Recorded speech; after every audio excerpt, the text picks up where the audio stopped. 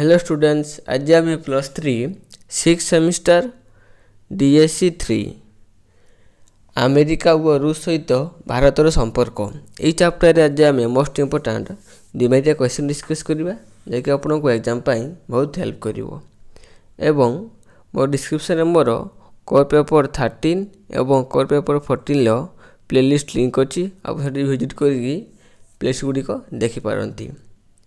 एवं आसतु question discuss करवा। प्रथम क्वेश्चन कौन आसछि ना पाकिस्तान सियाटो रो जोग देवा परे भारत उपरे कौन प्रभाव पकेला। CEATO सियाटो रो अर्थ होछि कोन?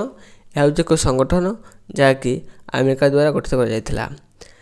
South East Asia territory organization ना पाकिस्तान अमेरिकार सामरिक बुझामणा गोष्ठी रे जोग देवा परे अमेरिका ठारू बहुमात्रा अस्त्र लाभ करने को सक्षम होता।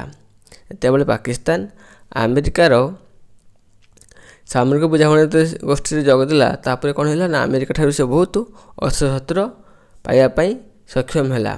पूर्व भारत यही संगठन में जोग देवाई अमेरिका नियंत्रण को अनाग्रह कर देथिला।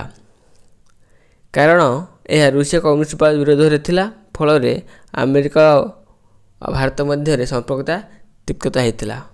क्वेश्चन आंसर बुझीला जेहेतु अमेरिका तार जो सियाटोर जोग देवाई भारत मना कर देथिला एवं पाकिस्तान से जोग देथिला। जहाँफल पाकिस्तान कौन कला ना बहुमात्रा अस्त्र लाभ कर पाला एवं भारत कौन कला ना जोग देला नहीं।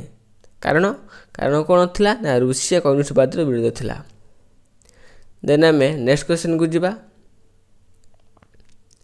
नेक्स्ट क्वेश्चन कौन आसुची ना 1964 मसीह भारत अमेरिका मध्य क्यों चुक्ति स्वाक्षरित होता। 1964 मसीह भारत अमेरिका मध्य कौ प्रकार चुक्ति स्वाक्षरित होता। 1964 मसीह भारत अमेरिका मध्य एक आणविक शक्ति स्वाक्षरित होता।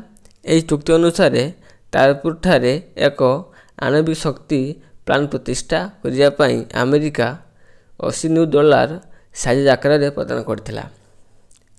नेक्स्ट क्वेश्चन 1971 मसीह बांग्लादेश समस्या भारत और अमेरिका मध्य एक बड़ फाट कहीं सृष्टि करथिला।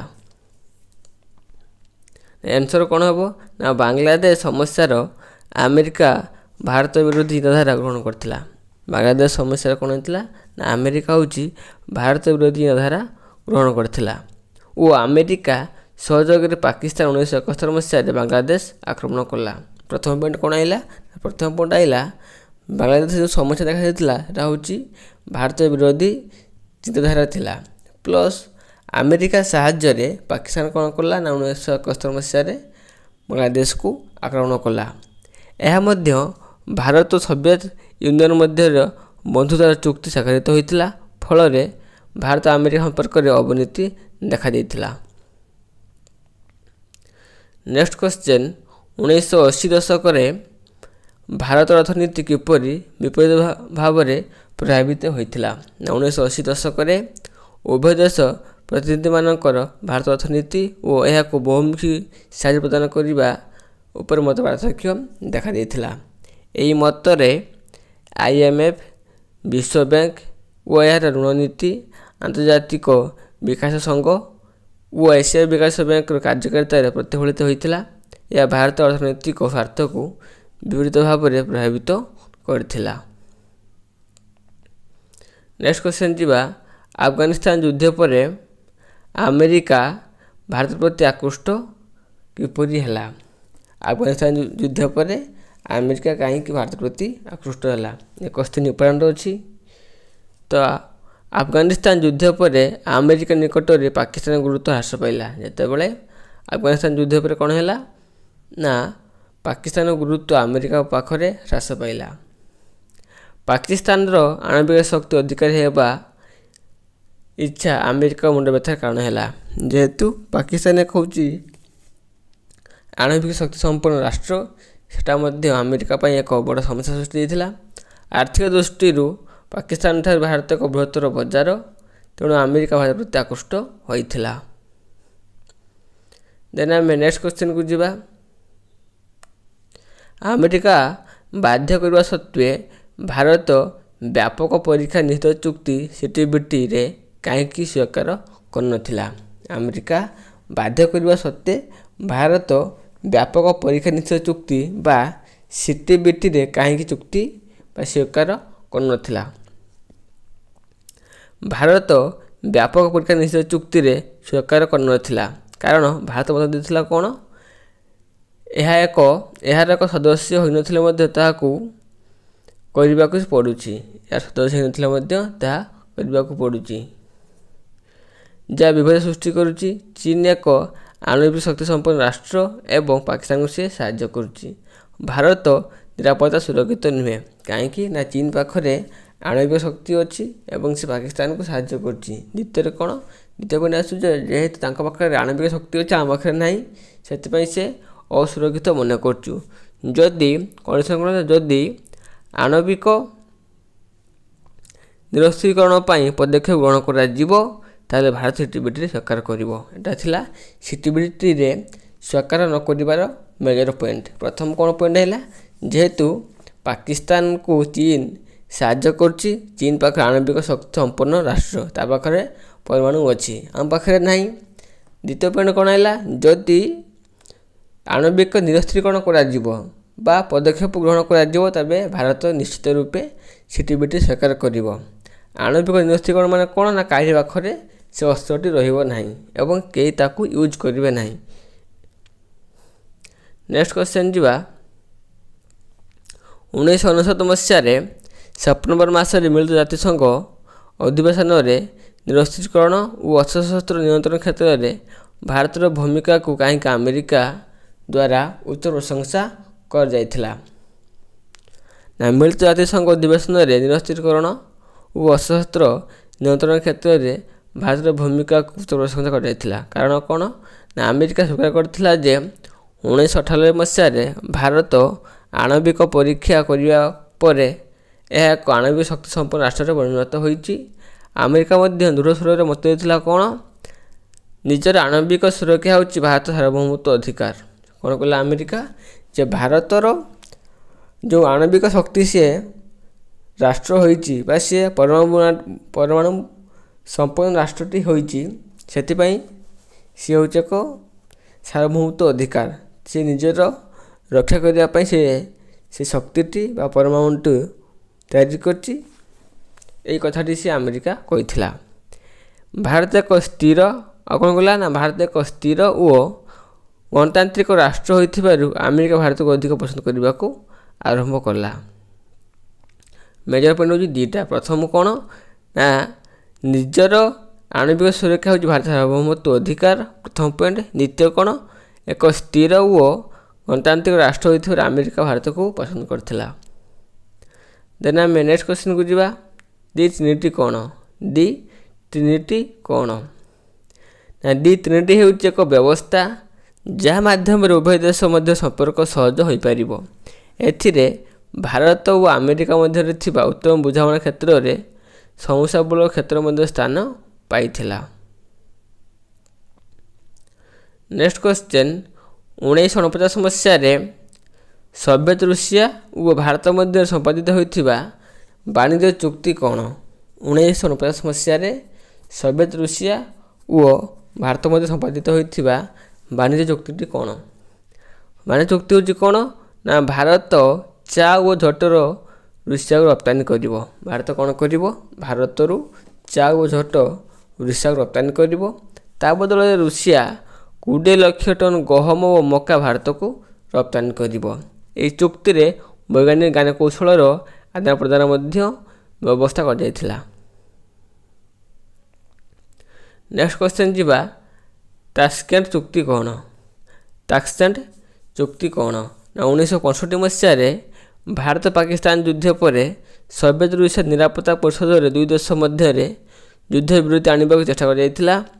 1966 ମସିହାରେ ରୁଷିଆ ମଧ୍ୟସ୍ଥତାରେ ତାସ୍କେଣ୍ଟଠାରେ ଉଭୟ ଭାରତ ପାକିସ୍ତାନ ମଧ୍ୟରେ ଏକ ଚୁକ୍ତି ସମ୍ପାଦିତ ହୋଇଥିଲା। ଏହି ଚୁକ୍ତି ଭାରତ ପାକିସ୍ତାନ ଯୁଦ୍ଧର ଅନ୍ତ ଘଟାଇ ସ୍ଥିତାପତ୍ତା ରକ୍ଷା କରିବା ନିମନ୍ତେ ନିଷ୍ପତ୍ତି ନିଆଯାଇଥିଲା। ଏଟା ହେଉଛି ତାସ୍କେଣ୍ଟ ଚୁକ୍ତି। ଏହା 1965 ମସିହାରେ ରୁଷିଆର ମଧ୍ୟସ୍ଥତାରେ ଟ୍ରାନ୍ସଲାଣ୍ଟାରେ ଉଭୟ ଭାରତ ପାକିସ୍ତାନ ମଧ୍ୟରେ ଏକ ଚୁକ୍ତି ସ୍ୱାକ୍ଷର ହୋଇଥିଲା, ଯାହାକୁ ଆମେ ତାସ୍କେଣ୍ଟ ଚୁକ୍ତି କହିଥାଉ। ନେକ୍ସଟ କ୍ୱେଶ୍ଚନ୍ ଯିବା, 1971 ମସିହାରେ ଭାରତ ସୋଭିଏତ ରୁଷିଆ ମଧ୍ୟରେ ସମ୍ପାଦିତ ହୋଇଥିବା ବନ୍ଧୁତ୍ୱ ଚୁକ୍ତି କ'ଣ? 1971 ମସିହାରେ ଭାରତ ସୋଭିଏତ ରୁଷିଆ ମଧ୍ୟରେ ଏକ ବନ୍ଧୁତ୍ୱ ଚୁକ୍ତି ସମ୍ପାଦିତ ହୋଇଥିଲା। କେଉଁଥିରେ ନା ଏକ ବନ୍ଧୁତ୍ୱ ପାଇଁ ଏକ ଚୁକ୍ତି ସମ୍ପାଦିତ ହୋଇଥିଲା। ଏହି ଚୁକ୍ତି 20 ବର୍ଷ ପାଇଁ ସମ୍ପାଦିତ ହୋଇଥିଲା। ଏହି ଚୁକ୍ତିକୁ ସମାଲୋଚନା କରିବା ସତ୍ତ୍ୱେ ଏହା ଏକ ପ୍ରତିରୋଧ ରୂପେ କାର୍ଯ୍ୟ କରିଥିଲା। ନେକ୍ସଟ କ୍ୱେଶ୍ଚନ୍, ଦିଲ୍ଲୀ ଘୋଷଣାପତ୍ର କ'ଣ? ଦିଲ୍ଲୀ ଘୋଷଣାପତ୍ର କ'ଣ? ଉଭୟ ଭାରତ ସୋଭିଏତ ରୁଷିଆର 10 ସୂତ୍ର ଦିଲ୍ଲୀ ଘୋଷଣାପତ୍ର ଏକ ଫଳପ୍ରଦ ପଦକ୍ଷେପ ଅଟେ। ଏଥିରେ ସ୍ଥାନ ପାଇଥିବା ବସ୍ତୁଗୁଡ଼ିକ ହେଲା କ'ଣ? ଶାନ୍ତିପୂର୍ଣ୍ଣ ସହାବସ୍ଥାନ, ଅହିଂସା, ମନୁଷ୍ୟ ଜୀବନର ଗୁରୁତ୍ୱ, ପରସ୍ପର ମଧ୍ୟରେ ବିଶ୍ୱାସ, ନିରସ୍ତ୍ରୀକରଣ, ବ୍ୟକ୍ତିବିଶେଷଙ୍କ ସର୍ବାଙ୍ଗୀନ ଉନ୍ନତି, ସନ୍ତାସବାଦ ବିରୋଧରେ ପଦକ୍ଷେପ ଇତ୍ୟାଦି। ଏଟା ହେଉଛି ଦିଲ୍ଲୀ ଘୋଷଣାପତ୍ର। ଏହା ଉଭୟ ଭାରତ ଓ ସୋଭିଏତ ରୁଷିଆ ମଧ୍ୟରେ ହୋଇଥିଲା।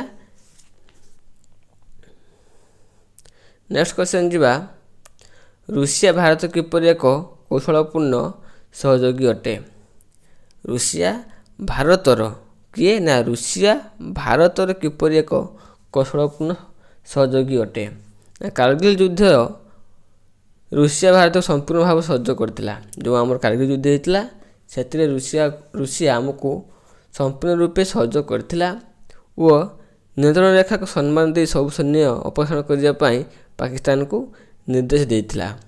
ରୁଷିଆ କାଶ୍ମୀରର ସମସ୍ୟାକୁ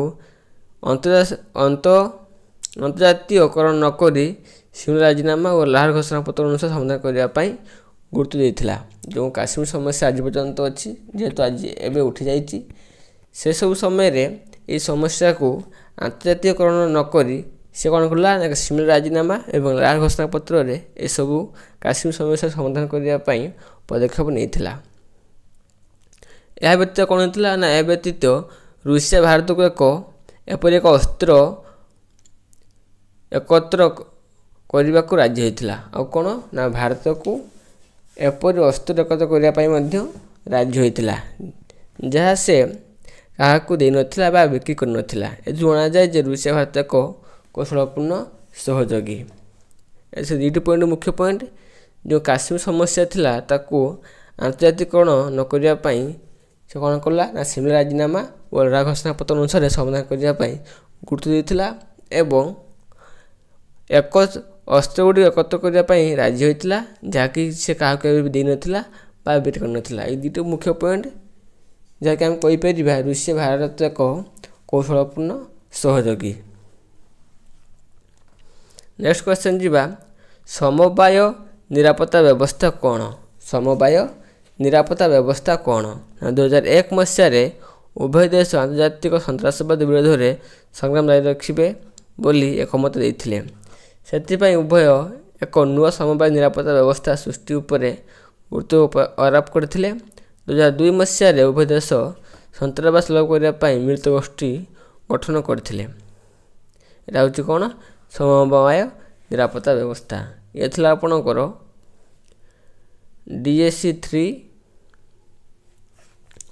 ଆମେରିକା ଓ ରୁଷ ସହିତ ଭାରତର ସମ୍ପର୍କ। ଏହି ଚାପ୍ଟରରେ ମୁଁ 2 କ୍ୱେଶ୍ଚନ୍ ଡିସ୍କସ୍ କଲି ଏବଂ ମୋ ଡିସ୍କ୍ରିପ୍ସନରେ ହ୍ୱାଟ୍ସଆପ୍ ଗ୍ରୁପ୍ର ଲିଙ୍କ୍ ଅଛି। ଆପଣ ସେଠି କ୍ଲିକ୍ କରିକି ହ୍ୱାଟ୍ସଆପ୍ ଗ୍ରୁପ୍ରେ ଜଏନ୍ ହୋଇଯାଆନ୍ତୁ ଏବଂ ମେସେଜ୍ କରନ୍ତୁ। ମୁଁ ନିଶ୍ଚିତ ରୂପେ ଆପଣଙ୍କୁ PDF ସେଣ୍ଡ କରିଦେବି। ଧନ୍ୟବାଦ।